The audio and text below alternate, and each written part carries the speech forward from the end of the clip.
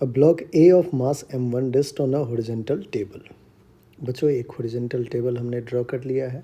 यहाँ पे एक ब्लॉक है जिसका मास है m1, रेस्ट कर रहा है और इसको आपने एक स्ट्रिंग के साथ, एक पुली के साथ कनेक्ट कर दिया है और इससे आपने एक दूसरा मास m2 कनेक्ट कर रखा है।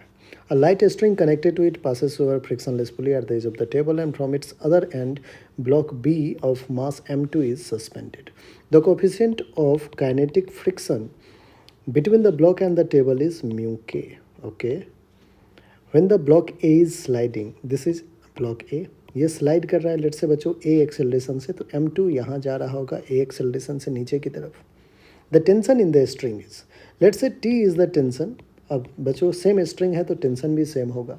डायनामिक्स का इक्वेशन लिखते हैं, m2g नीचे लगेगा वेट, तो m2 का पहले m2g नीचे, जिधर एक्सेलरेशन उधर को पॉजिटिव लेते हैं, m2g माइनस का t is equals to m2 into a. एक इक्वेशन बन के तैयार. सेकेंड m1 देखिए बच्चों, m1 में अगर आप देखोगे तो फ्रिक्शन कोफिशिएंट म्यू के है, इसका मतलब इधर एक कोफिशिएंट ऑफ फ्रिक्शन है तो एक फ्रिक्शनल फोर्स भी लगेगा, और कौन सा, काइनेटिक फ्रिक्शन फोर्स. m1 का फ्री बॉडी डायग्राम, जिधर एक्सेलरेशन है उधर टेंशन है तो टेंशन पॉजिटिव, माइनस का kinetic friction force F K is equals to mass m1 into acceleration A. बच्चों हमें फ्रिक्शन फोर्स इंट्रोड्यूस किया है तो हमें यहाँ पे नॉर्मल रिएक्शन और इधर m1g ये भी लिखना पड़ेगा, क्योंकि हमें जब टेंशन लिखेंगे अपन यहाँ से बच्चों, तो टेंशन t माइनस का. भी एक काम कीजिए, सबसे पहले हमें क्या करना है, हमें यहाँ से इन दोनों इक्वेशन से एक्सेलरेशन फाइंड आउट कर लेना है बच्चों. तो एडिंग इक्वेशन 1 एंड 2, उसके बाद अपन फ्रिक्शन फोर्स वगैरह लिख लेंगे. एडिंग इक्वेशन 1 एंड 2, m2g है माइनस टी के साथ, प्लस का t है माइनस का फ्रिक्शन फोर्स एफ के साथ, m1 plus m2 times of acceleration A. बच्चों ए कॉमन है तो इसलिए हमने m1 प्लस m2 कर लिया, plus t minus T cancel out हो गया, m2g माइनस का. अब देखिए यहाँ पे माइनस का फ्रिक्शन फोर्स एफ के है, एफ के को क्या लिखेंगे, mu K into normal reaction n, which is equals to m1 plus m2 times of A. अब यहाँ से बच्चों m2g माइनस का म्यू के इंटू एन क्या होगा, तो एन के लिए यहाँ पे एक्सप्रेशन देखिए, नॉर्मल रिएक्शन ऊपर m1g नीचे, तो एन इज इक्वल्स टू क्या हो जाएगा, m1g होगा. तो यहाँ पे हम क्या करें, एन की जगह m1g लिखें, which is equals to m1 plus m2 into A. ठीक है. अब देखिए यहाँ पे,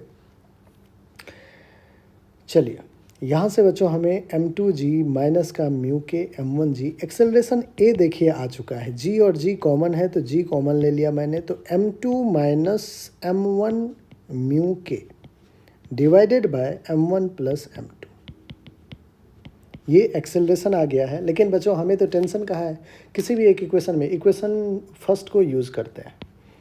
ठीक है. Putting value of a in equation 1. आइए इक्वेशन 1 लिखा जाए बच्चों. इक्वेशन 1 है हमारा m2g minus T, m2g minus T is equals to m2 into acceleration a, यही है. ठीक. m2g माइनस टी है तो क्या मैं m2g माइनस m2a कर लूँ, इज इक्वल्स टू t कर लूँ. m2g माइनस का m2 इंटू ए क्या है बच्चों, ध्यान से देखिए, g times of m2 minus m1 mu K divided by m1 plus m2, यही है. सॉल्व करते हैं बच्चों, तो यहाँ से टेंशन t क्या आ जाएगा, क्रॉस एलसीएम ले लेते हैं, m2g times of m1 plus m2 minus का m2g m2 माइनस म्यू के m1, यही तो है, divided by m1 plus m2.